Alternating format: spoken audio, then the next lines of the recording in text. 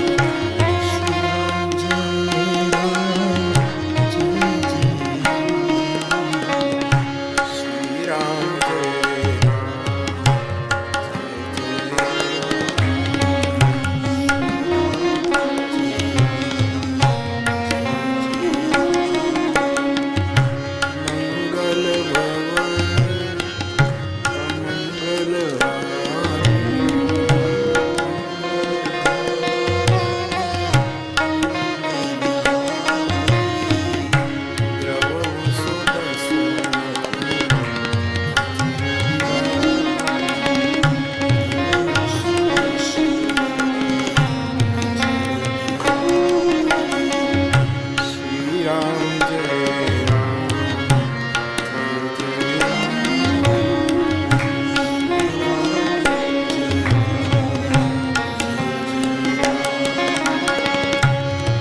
जय जय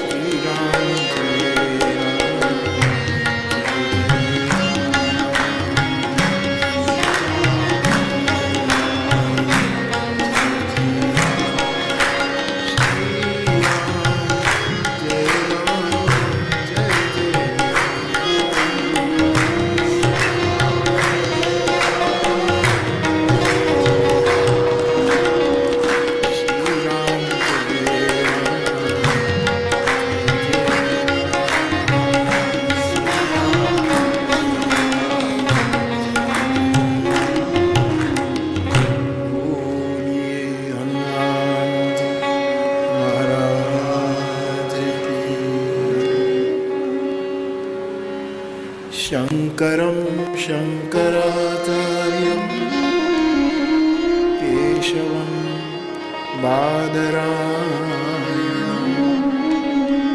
सूत्रभास्य कृतो वन्दे भगवन्तो पुनः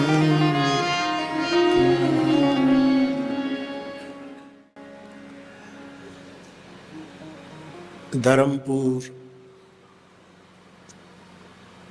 ધર્મભૂમિમાં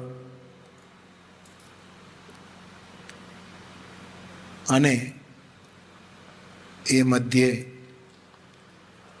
વ્યાસ તીર્થમાં જ્યારે ભગવાન વેદવ્યાસનું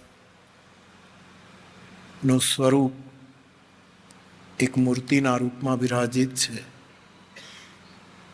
ત્યારે એ ભગવાન વેદવ્યાસને શત શત પ્રણામ કરીને આવું અહીંયા કંઈક થાય એવો શિવ સંકલ્પ જેમના મનમાં સ્વાભાવિક ઉઠ્યો એવા આપણા સૌના પૂજ્ય શરદ દાદા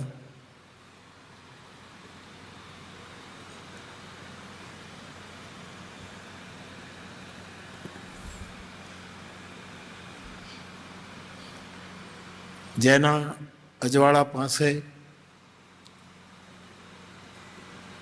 અમને બહુ જ મોટી આશા છે, એવું એક યુવાન વક્તા એક આટલી નાની ઉંમરમાં આટલી સરસ રીતે ભાગવતને રજૂ કરે છે. હે આશીષ,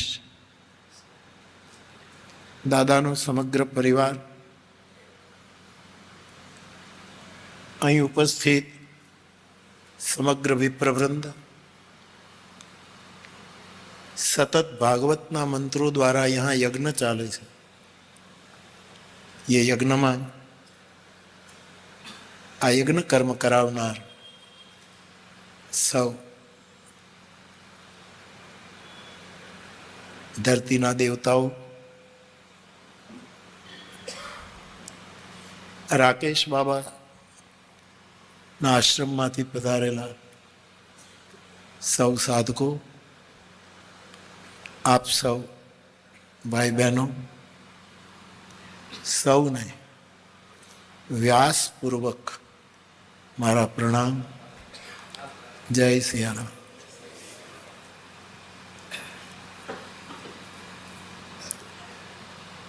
દાદા મારા માટે કંઈ કહે એ તો દાદા છે એટલે કહે જ. એમાં એ કહે એટલે મને નથી ગમતું એવું હું ખોટું નહીં બોલું. દાદો દીકરાના વખાણ ન કરે તો કોનો કરે? પણ હૃદયથી એક સાધુ તરફ એમનો અખંડ પ્રેમ રહ્યો છે.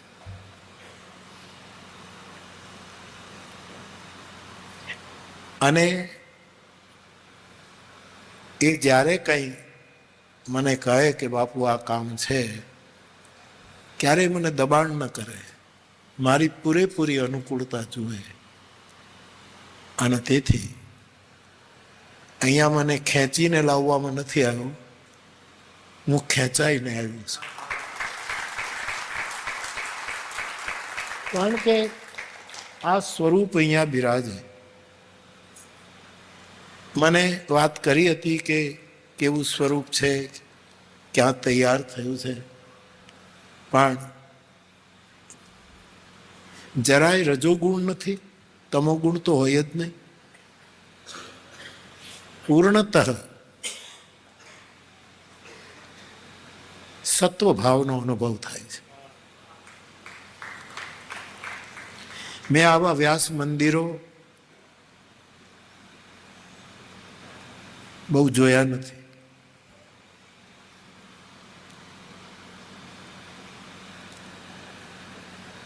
એવું વ્યાસ ભગવાનનું સ્વરૂપ અહીંયા વિરાજમાન છે.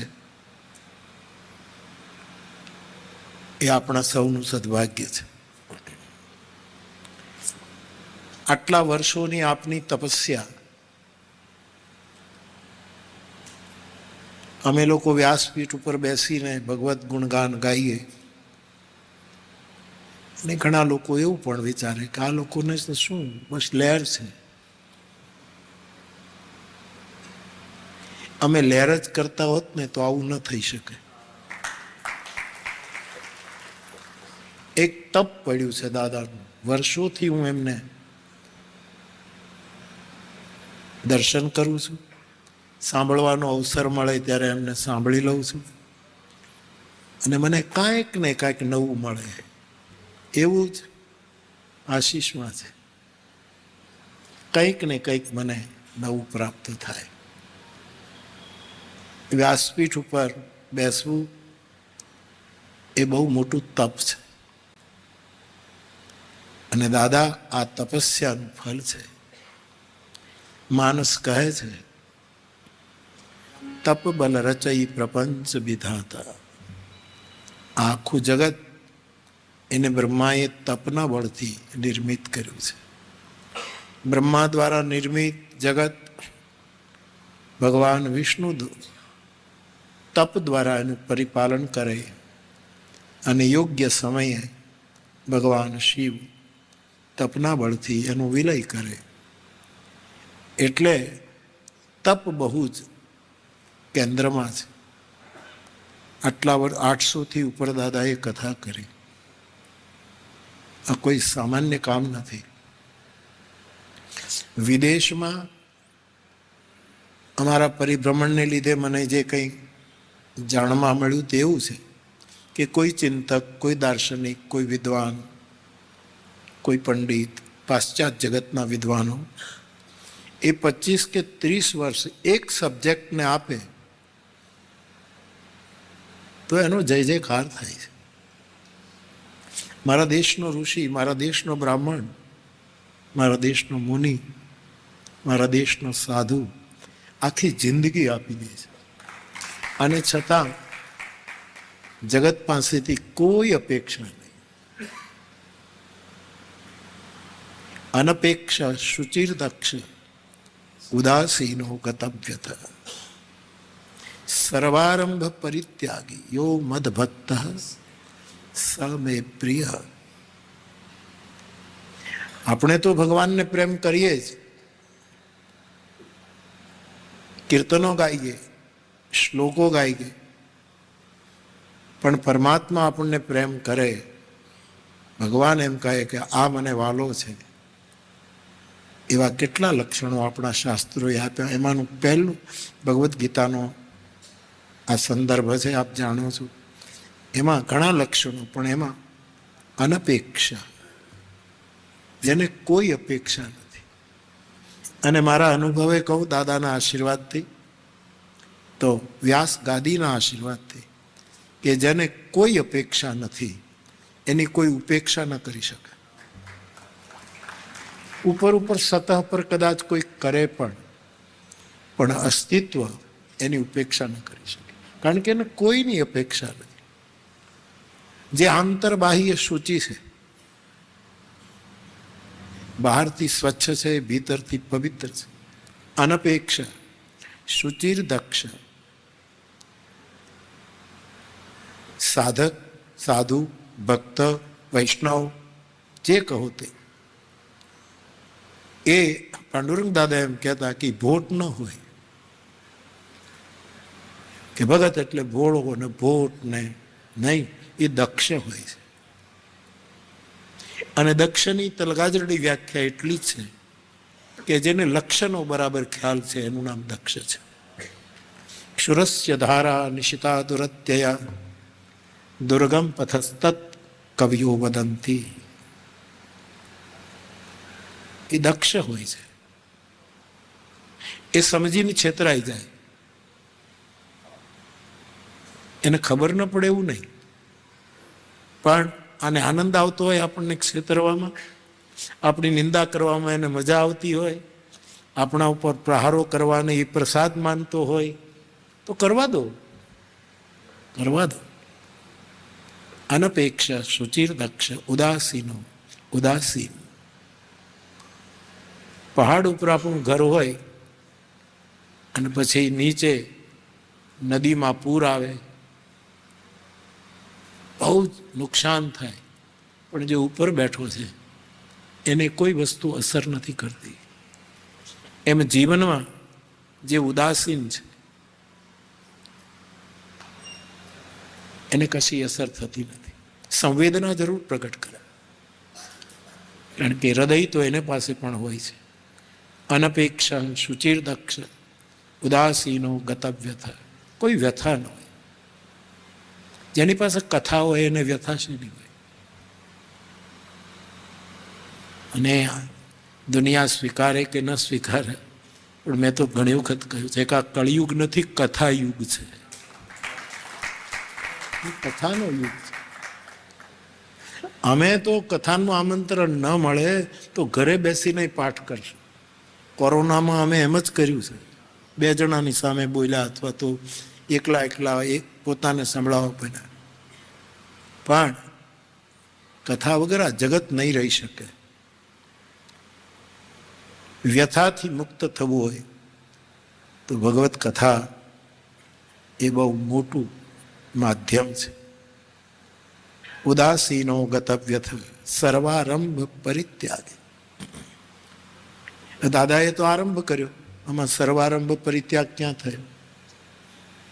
ભૂમિપૂજન થયું, આટલું કીધું. રાજુ હું કંઈક જુદું જ જોઈ રહ્યું છું. બહુ સરસ, બહુ સુંદર દૃશ્ય છે. સર્વારંભ સર્વ આરંભનો પરિત્યાગ એ ભગવાન આપણને પ્રેમ કરે એવું એક લક્ષણ બતાવ્યું. પરંતુ આ કોના માટે સર્જન કર્યું? આશીષ મને બહુ ગમ્યું બાપ.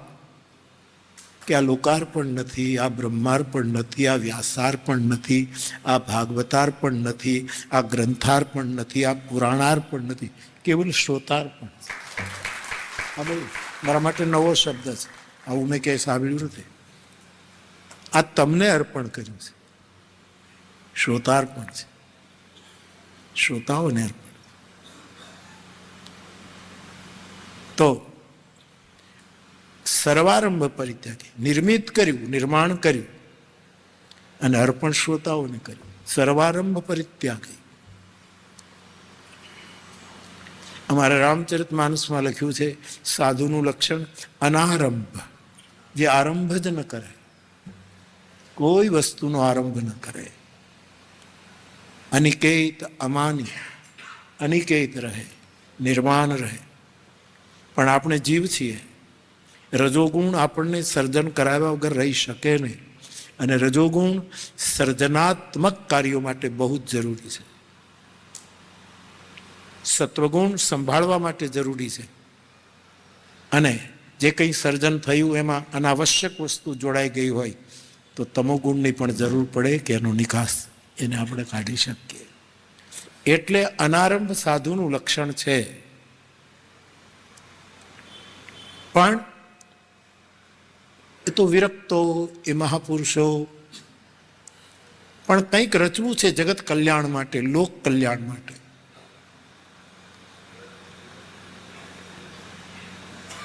કહેવામાં આવ્યું કે 24 તત્વ શુકદેવજીએ કહ્યા. આપણે પંચતત્વ જાણીએ છીએ, વધારાના આપણને આપણી વ્યાસપીઠો બતાવે છે 24 તત્વ. પરંતુ 5 વસ્તુ એવી છે જેને ભાગવતની કથા વગર તમે ઉકેલી જ ન શકો. એવું એક પંચક છે, એવું એક પંચાંગ છે કે જેને હું રામાયણ ગાઉં છું. મેં અનેક વાર કહ્યું છે કે હું ભાગવતનો વક્તા નથી, હું કેવલ ભાગવતનો શ્રોતા છું. હું સાંભળું છું બહુ. દાદાએ કાનની વાત કરી. ગુરુ નાનક દેવ કહે છે સુણીએ દુઃખ પાપ કા નાશ.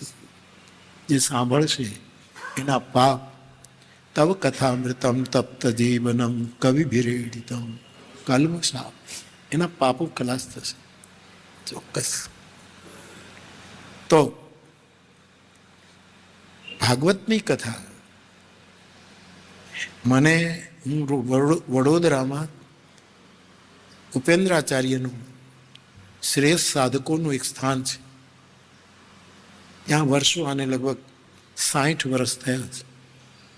ત્યારે કારેલી બાગમાં હું કથા કરતો હતો, અને એક વસુમતી બેન, 50-60 લોકો મને સાંભળતા હતા એક હોલમાં.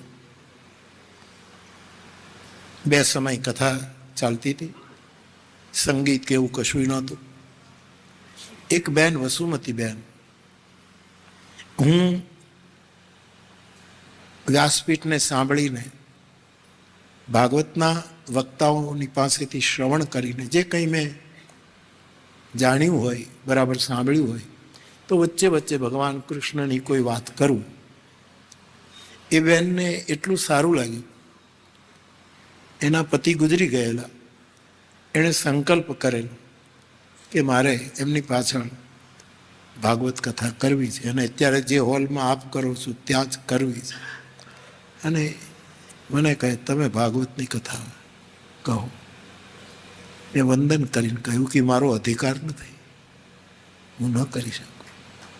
ભાગવતની કથા કરવા માટે કોઈ સમર્થ વ્યાસ ગુરુના ચરણમાં બેસીને એક એક મંત્ર શીખવો જોઈએ. ખાલી એમનેમ ન થાય. અમારા ઘણા સાધુઓના, દાદા ઘણા સાધુઓના છોકરા હોય, રામાયણ તો કરે છે, મારી પાસે આવીને એમ કહે છે કે અમે મારે ભાગવતની કથા છે. એટલે હું ના તો ન પાડું, પણ એમ કહું કે બેટા સાહસ ન કરું. ભાગવત માટે સંસ્કૃતનો અભ્યાસ બહુ જ જરૂરી છે. બાકી તો આપણે કહીએ તો આ દુનિયા તો સાંભળે જ છે, દુનિયાને તો ક્યાં બહુ ખબર પડે. એટલે મેં એમને ના પાડી, વસુમતીબેનને કહું હું ન કરી શકું. હું કેવલ શ્રોતા છું, વક્તા નથી. પણ જે રીતે સાંભળ્યા, દાદા અત્યારે ભાગવત કથા જગતની એક સમર્થ ભાગવતાચાર્ય છે, અને આ જ્યોતિએ આપણને એક બીજી જ્યોતિ આપી છે આશીષના રૂપમાં. એટલે આ બધું સાંભળીને, એમના દર્શન કરીને મને એવું સમજાય કે ભાગવત શાસ્ત્ર પાંચેય સમસ્યાઓનું સમાધાન આપે છે. એક, સમસ્યા સામાજિક જ હોય એવું નથી, સમસ્યાઓ રાજકીય હોય એવું નથી, છે કે જરૂર પણ નથી. સમસ્યા આર્થિક હોય એવું નથી, છે જરૂર. સમસ્યા રાષ્ટ્રીય હોય એવું પણ નથી, છે જરૂર. સમસ્યા ધાર્મિક પણ છે. ધાર્મિક સમસ્યા આજે બહુ છે, ઘણી સમસ્યાઓ છે. અને મારું જે અવલોકન છે આ બધા મહાપુરુષોને સાંભળીને, અને મને કહેતા આનંદ થાય દાદાના આ તીર્થમાં કે દાદા, હું વર્ષમાં 3 વખત ભાગવતનું આખું પારાયણ કરું છું. 3 આખા વર્ષ, એક કારતકમાં, એક વૈશાખમાં અને એક આસુમાં. 3 વખત મારા આનંદ માટે પારાયણ કરું. એ પારાયણ અને સમર્થ ભાગવતકારોને સાંભળીને હું એવા નિર્ણય ઉપર છું કે પૂરા વિશ્વમાં સામાજિક સમસ્યાનો જો પૂરેપૂરો ઉકેલ જોઈતો હોય તો ભાગવત પાસે જવું પડશે. ભાગવત કેવલ ધાર્મિક ગ્રંથ નથી. ભાગવતમાં કેટલી કથાઓ છે, રાજાઓની કથા, વંશોની કથા, વૈષ્ણવોની કથા, અવતારોની કથા, કેટલો વ્યાસ છે ભાગવતનો. અને કાલે જ હું જબલપુરની કથામાં કહેતો હતો કે છાંદોગ્ય ઉપનિષદમાં એમ લખ્યું છે કે યો વૈ સહ ભૂમા અમૃતમ. છાંદોગ્ય શ્રુતિ કહે જે વિશાળ છે એ અમૃત છે, અને જે સંકીર્ણ છે એ મૃત્યુ છે. વ્યાસનો અર્થ જ થાય છે નમોસ્તુ તે વ્યાસ વિશાળ. આથી વિશાળ કોઈ નહીં. એટલે જ્યારે જગત સ્વીકાર સામાજિક સમસ્યાનો હલ વેદવ્યાસ ભાગવત દ્વારા આપી શકે. રાષ્ટ્રીય સમસ્યાનો હલ પણ ભગવાન કૃષ્ણનું ચરિત્ર, એમની રાજકીય ગોઠવણો,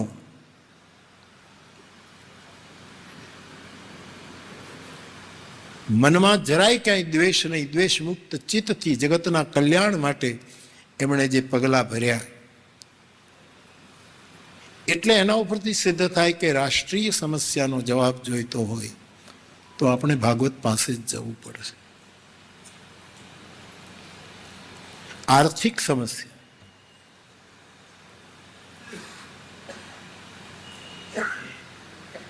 દાણચોરી લીલા, ગોવર્ધન લીલા, વૃંદાવનની સમગ્ર લીલા,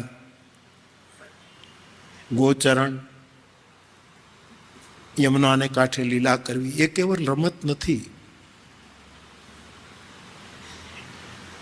લીલા છે, ક્રીડા છે. અને ક્રીડા કરુણૈવ કેલી. સૂત્ર કહે છે ઘણાને કરુણા ક્રીડા કરાવે, કરુણૈવ કેલી. તો આર્થિક સમસ્યાનો ઉકેલ પણ ભાગવત આપી શકે. સામાજિક, રાજકીય, આર્થિક, રાષ્ટ્રીય. પણ મેં કહ્યું તેમ કે અત્યારે જે મોટી સમસ્યા છે તે ધાર્મિક સમસ્યા છે.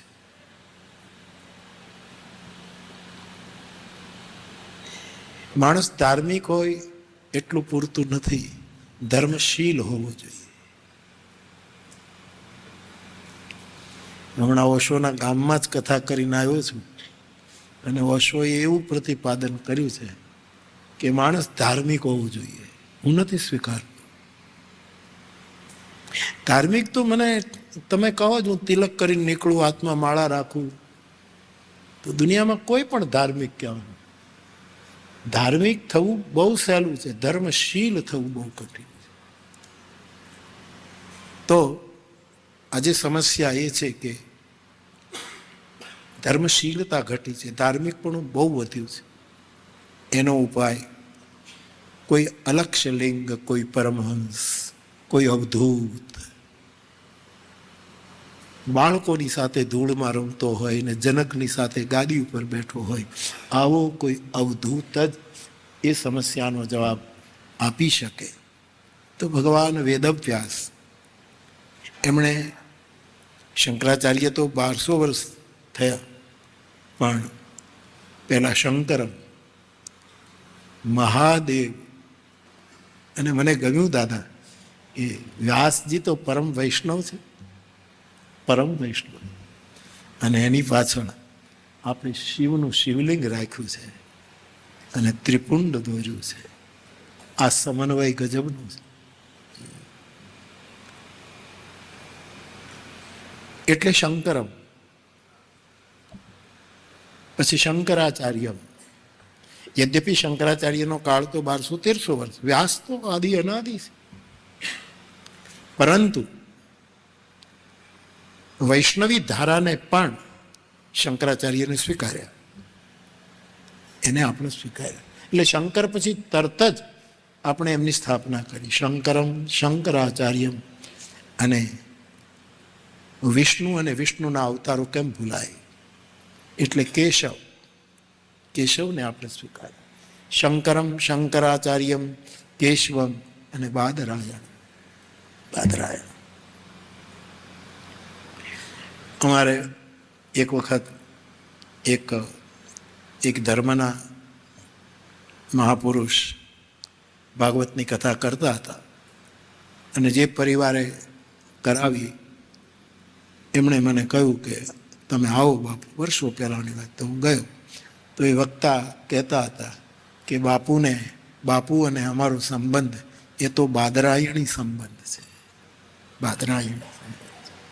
પછી એણે સરસ વાત કરી કે બાદરાયણી સંબંધ.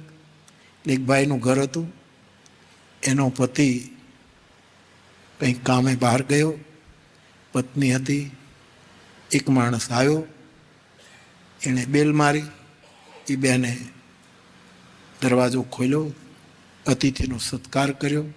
આવો, ઓળખતી નથી, બેસો. એ તો ભારતનો સ્વભાવ છે, અતિથિ દેવો ભવ. બેસાડે. પણ બેનના મનમાં એમ થાય કે આ ભાઈ કોણ હશે, પણ એણે વિચાર્યું મારા પતિના કોઈ સગા હશે, કદાચ દૂરના, અને સગા ન હોય તો પણ અતિથિને દેવ ગણો, એવી વાત આપણે ત્યાં ઉપનિષદોએ કરી છે. એને બેસાડ્યા, ચાય પાણી કર્યા. હવે એ બેન કેમ કહે કે આપ કોણ છો, શું કરવું, અવિવેક થાય. જમવાનું કીધું, જમીન જાજો, આપ બેસો બેસો. કે આપ એકલા જ છો બેન? કે ના ના, મારા પતિ કામે ગયા છે, હમણાં આવશે, આપ બેસો. પછી એના પતિ આવ્યા. એમણે જોયું કે આ કોણ છે, એને વિચાર થયો. પણ એણે એમ વિચાર્યું કે મારી પત્નીના કોઈ દૂરના સગા, એના પિયરમાંથી કોઈક હશે, અને આપણે અવિવેક કરીએ તો બગડશે. પછી તો એને જમાડ્યા, બેઠા, કેમ છો, આમ તેમ. કોઈ ઓળખતું નથી. પણ પછી પેલા ભાઈએ કહ્યું કે એક જિજ્ઞાસા છે, આપ આવ્યા, અમને બહુ આનંદ થયો, પણ અમે બંને જણાએ વાત કરી કે અમે તમને નથી ઓળખતા, તમે અમને નથી ઓળખતા, તો કયા નાતે તમે અહીંયા આવ્યા છો? ત્યારે પેલા એ કીધું કે મને ભૂખ લાગી હતી, અને તમારા આંગણામાં બોરડીનું ઝાડ છે, એટલે મને એમ થયું કે મારે ઘરે હું જ્યાં રહું છું ત્યાં બોરડીનું ઝાડ છે ને અહીંયા, એટલે હું આ બાદરાયણી સંબંધે આવ્યો છું. તમારે ત્યાં બોરડી, મારે ત્યાં બાદરાયણી સંબંધ છે સાહેબ. શંકરમ શંકરાચાર્યમ કેશવમ બાદરાયણમ. શંકરાચાર્ય પણ સૂત્રો આપ્યા, પણ મૂળમાં તો બ્રહ્મસૂત્ર એનું ભાષ્ય કર્યું. સૂત્ર ભાષ્ય કૃતો વંદે. જેણે સૂત્રો આપ્યા એને વંદન, અને સૂત્રોનું જેણે ભાષ્ય કર્યું એવા શંકરને પણ વંદન. શંકરમ શંકરાચાર્યમ કેશવમ બાદરાયણમ સૂત્ર ભાષ્ય કૃતો વંદે ભગવંતો. એવું વ્યાસ તીર્થ મને મને મને બહુ ગમ્યું કે આ તીર્થને વ્યાસ તીર્થ જ કહેવાય, બીજું શું કહેવાય? આ વ્યાસ તીર્થ જ કહેવાય. તો અને આપને તો ડબલ લાભ થયો દાદા. આ વ્યાસપીઠ ઉપર બેસે ને બધા વ્યાસ કહેવાય, બરાબર? ગામડાઓમાં ભાગવતની કથા થાય તો ગામડાના લોકો શું કહે, વ્યાસ દાદા કોણ છે? કાં તો ભટ્ટ દાદા, કાં તો વ્યાસ દાદા. આપ તો જેમ ઉદ્ઘોષકશ્રીએ કહ્યું, કુળ પર વ્યાસ છે અને મૂળ પર વ્યાસ છે. એટલે આ ડબલ દોરે કામ છે, ડબલ દોરે કામ. એટલે આ વ્યાસ તીર્થ ખરેખર તીર્થનું રૂપ પ્રગટે છે. ઓશો એવું કહે કે ઘણા તીર્થો કેમ મ્લાન લાગે છે, એ વસ્તુ ગમે ત્યારે એમ કહે છે કે તીર્થ રહી ગયું, તીર્થંકર જતો રહ્યો. ત્યારે તીર્થંકર જતા નહીં, ખાલી તીર્થ. અહીંયા તીર્થંકર નહીં, પણ ભગવાન બાદરાયણ એક ગજબની અપ્રતિમ પ્રવાહી પવિત્ર और પરોપકારી પરંપરા લઈને આવેલું આ વ્યાસ તીર્થ એ વાસ્તવમાં પુત્રના લક્ષણ પારણામાં. એટલે મારું તો આ ઘર છે, આ છોકરાઓ એ બધા મારા પરિવારના જ છે. કારણ કે દાદા કુંભણ, મારું તલગાજરડું, અમે સાવ નજીક નજીક. ત્યારે આજે તીર્થ નિર્માણ થયું છે અને આવા નવા નવા તીર્થો નિર્મિત થવા જ જોઈએ, થવા જોઈએ, થવા જોઈએ. તો વ્યાસ તીર્થ એ પણ અદ્ભુત નામકરણ થયું. શ્રોતાર્પણ એ શબ્દ બ્રહ્મ પણ એટલો જ દિવ્ય, અને સ્વરૂપ પણ બહુ જ સરસ. હવે આપણી પાસે સમય ક્યાં છે, અને સમય હોય તો સમજ ક્યાં છે, અને સમજ હોય તો એટલી બધી ચિત્તની એકાગ્રતા નથી. પણ અહીંયા જે હું ફીલ કરું છું તે એ છે કે અહીંયા કોઈક 7 દિવસ એકલો બેસી જાય ને તો આ મૂર્તિ બોલતી હોય એવું લાગશે. 3 વસ્તુ જરૂરી છે: સમય હોવો જોઈએ, સમજ હોવી જોઈએ, અને ચૈતસિક સંધાન થવું જોઈએ. તો મૂર્તિ બોલે. અમારે રામચરિત માનસમાં જાનકીજી સ્તુતિ કરે ત્યારે પાર્વતીની મૂર્તિ બોલી છે, બોલે જરૂર. એટલે કે આવું અનુષ્ઠાન પણ બની શકે અનુભૂતિ માટે. ટૂંકમાં એ આપણે કરી શકીએ કે ન કરી શકીએ, પરંતુ મને અહીંની એક મોટી વાત તો એ પણ ગમી. મેં જ્યારે દાદા પાસે આવ્યો ત્યારે હું કહું કે ભાગવતનો યજ્ઞ ચાલે છે ને, અને કહે કે નહીં, નિરંતર ભાગવતના મંત્રોની આહુતિ પણ. બીજા ક્ષેત્રો શું પર્યાવરણ શુદ્ધિ કરે જેટલી અમારી વ્યાસપીઠો પર્યાવરણ શુદ્ધિ. કોઈ પણ યોજના કર્યા વગર, કાંઈ પણ આડું અવળું કર્યા વગર, કાંઈ પણ નેટવર્ક ગોઠવા વગર કેટલી પર્યાવરણની શુદ્ધિ છે. મને તો અમારે વૃંદાવનના એક સંત છે કે બચપણથી જેમણે યજ્ઞ ધ્રુમ્ર, કોઈ વડીલના ખોળામાં બેસીને યજ્ઞનો ધુવાડો પોતાની આંખમાં આવવા દીધો હોય, એને કોઈ દિવસ મોતિયો નથી આવતો. એની આંખમાં જામર નથી થતું, એની આંખ નબળી. આવા પ્રયોગો નહીં કરવા. અત્યારે કળિયુગ છે, પણ આવું શક્ય છે. તો આવું એક સ્વરૂપ અહીંયા વિરાજમાન થયું છે, અને એનો સાક્ષી બનવાનો મને અવસર મળ્યો. એ મારું સદભાગ્ય છે. બાકી કંઈ થાક બાક લાગે નહીં. કથા કરે એને થાક લાગે જ નહીં. એને થાક લાગે એને કથા કરવી નહીં. કોણે કીધું છે? કોણે કીધું છે? કોણે પરાણે તમને પકડીને લઈ ગયા છે? કોણે કીધું? ભીખુદાનભાઈ કહે ને કે હું પ્રોગ્રામ કરીને થાકીને ઘરે આવું, અને પછી હું બહુ થાકી ગયો, કમર દુખે છે, માથું દુખે છે, એટલે કે મને એમ કહેતા કે તમારા બેન એવું કહે, એટલે ભીખુદાનભાઈ કે તમને કોઈ પગ ખેંચીને પ્રોગ્રામ માટે નહોતા લઈ ગયા, તમે જ ગયા હતા, અને પછી ઘરે આવીને શું કામ બૂમો પાડે?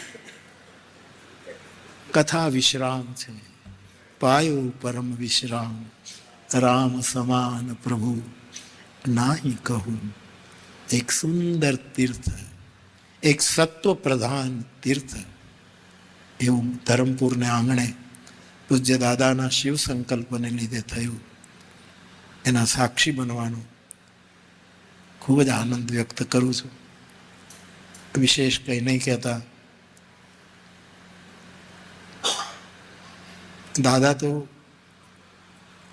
આમ કોઈ વર્ણની વાત નથી કરતો, પણ છતાંય બ્રાહ્મણ સમાજનો મારા ઉપર બહુ જ સદભાવ છે.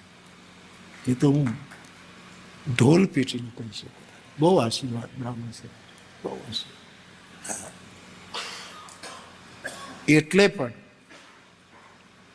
દાદા મને કહે કે બાપુ આ કાર્યક્રમ છે, એટલે હું ના ન પાડી શકું. આવા કાર્યક્રમમાં ના પાડવી એ ખોટનો ધંધો છે, એ નફો નથી. અને દાદાની સરળતા એ છે કે એ દબાણ ન કરે. 15 તારીખની કંઈક વાત હતી, મેં દાદાને વિનંતી, એક જ અડધી ક્ષણમાં એણે કહ્યું બાપુ 14 રાખી દઈએ, કોઈ ચિંતા નહીં, 14. આશીષનો ફોન આવ્યો, બધું પાકું છે બાપુ 14 તારીખ. આવી સરળતા એમણે કાયમ કરી બતાવી. આશીષે તો અમારા ગામ ઉપર કૃપા કરી અને એટલી સુંદર ભાગવત કથા કરી. અમારા છોકરાઓ બહુ રાજી થયા, તલગાજડા. અને મને પણ સાંભળવાનો લાભ મળ્યો.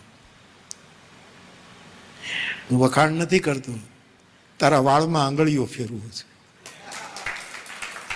બહુ સારી કથા કરી, અમને ગમે છે, બહુ સારી. અને અમને બહુ જ આ પ્રકાશ વિસ્તરતો દેખાય છે. આવો દીપ પ્રજ્વલિત થયો છે અહીંયા, એ પ્રકાશ ફેલાઈ રહ્યો છે. વિશેષ કંઈ નહીં કહેતા. ભગવાન વેદવ્યાસના ચરણોમાં પ્રણામ, પૂજ્ય દાદાને પ્રણામ. ના તરફ મારા હૃદયનો વાત્સલ્ય ભાવ. આપ સૌ ભાઈ બહેનો, હવે જે કંઈ કાર્યક્રમ હોય તે અહીંથી ઘોષિત થશે.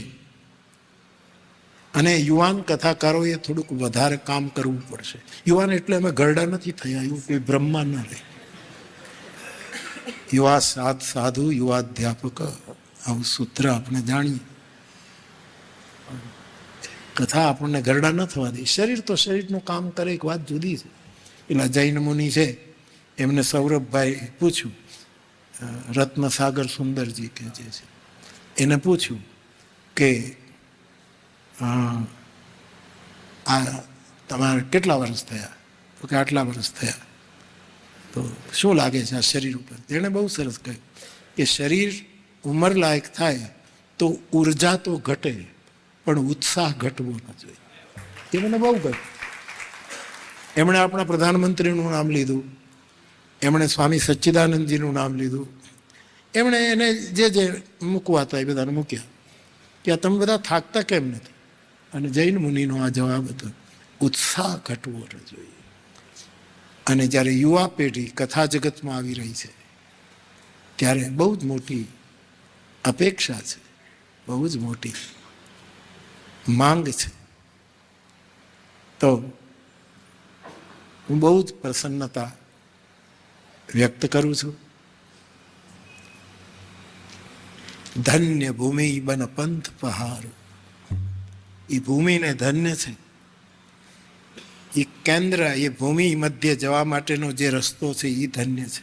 ધન્ય ભૂમિ ધન પંથ પહાડ.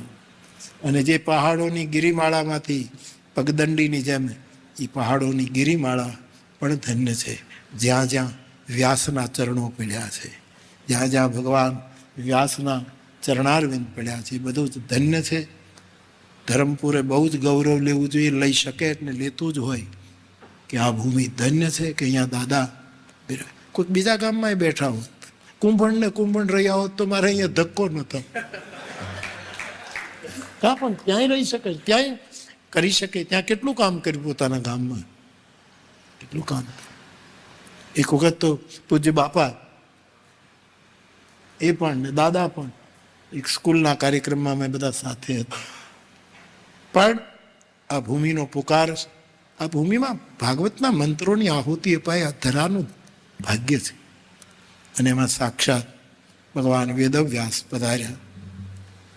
આવા પ્રસંગે મારી ખૂબ જ પ્રસન્નતા વ્યક્ત કરું છું. એ તો આપનો વિવેક છે. વિવેક કરતાં મારા તરફની આપની આત્મીયતા બોલાવે છે કે બાપુને પરિશ્રમ આપ્યો, આમ થાક નહીં, આનો કંઈ થાક લાગે નહીં. કોકના લગ્નમાં પરાણે તેડી જાય ને એનો થાક લાગે. ખાલી ફોટા પડાવવા માટે, વિડીયો ઉતારી લેવા માટે જે કરે, બાકી આ તો અમારું કામ છે, આ અમારો સ્વધર્મ છે. આ ન કરીએ તો એટલે કોઈ થાક નથી. હા, હવે કડક મીઠી ચાય પીવડાવી દો પછી. આપ સૌને મારા પ્રણામ. જય સિયારામ.